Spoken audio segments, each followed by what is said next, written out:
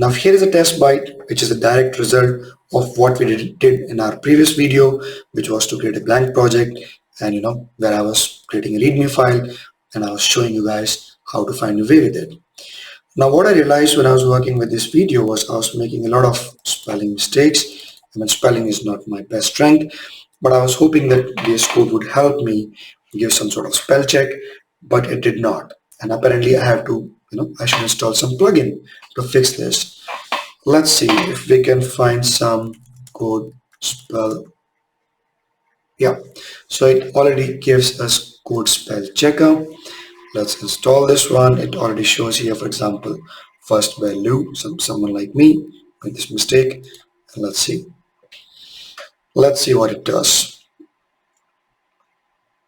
Install.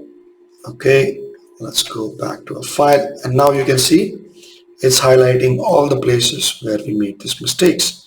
So for example, separation and quick fix, separation, okay, quick fix. Let's do a control dot. That's easier.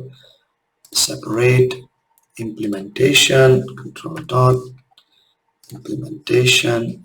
So this is a way, you get an idea. This is the way you can help with spell checks in your readme files. I hope it was useful. Until next time, see you. Bye-bye.